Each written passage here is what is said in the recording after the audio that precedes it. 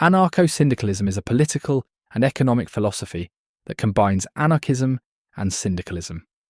It advocates for a society organised around voluntary, self-managed workers' unions, called syndicates, which would control the means of production and distribution. Anarcho-syndicalists believe in direct action, such as strikes and protests, to achieve their goals rather than relying on political parties or governments. They seek a stateless society where economic decisions are made collectively by the workers themselves. Anarcho-syndicalism has several defining features. First, it emphasises direct democracy, where every worker has an equal say in decisions, rather than hierarchical structures. Second, it focuses on decentralization, meaning power and decision-making are distributed among smaller, local groups, rather than centralized in a government or corporation. Third, it relies on direct action as a primary method for social and economic change.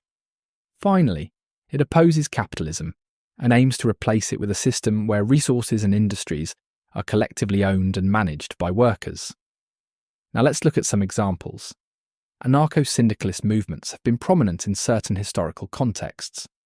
One example is the Spanish Revolution during the 1930s, particularly in regions like Catalonia. Workers organised through anarchist unions, such as the Confederación Nacional del Trabajo, to collectively manage factories, farms, and transportation systems. Another example is the Industrial Workers of the World, a labour union founded in the United States in the early 20th century. While the IWW is not exclusively anarcho-syndicalist, it shares many of the same principles, such as worker control and direct action. Now let's look at some strengths of anarcho-syndicalism. One major strength is its focus on worker empowerment. By placing control of industries and resources directly in the hands of workers, anarcho-syndicalism aims to eliminate the exploitation often seen in capitalist systems. Workers collectively decide on wages, working conditions, and production methods, ensuring that their needs and interests are prioritised over profit-making for a select few. This structure promotes equality and fairness, as decision-making power is shared among all participants rather than concentrated in a small group of leaders or executives. Another strength is its emphasis on decentralization, which allows communities and workplaces to manage their own affairs independently.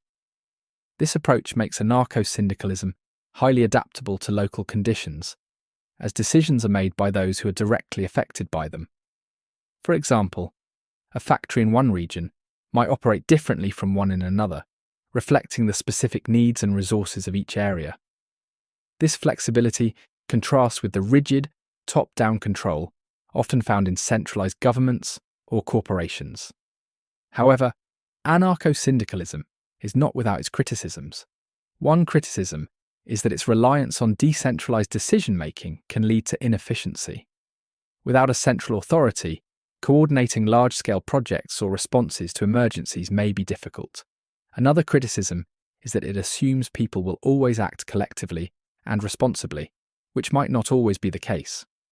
Critics also argue that anarcho-syndicalism does not provide clear solutions for handling conflicts between different syndicates or regions, potentially leading to disputes.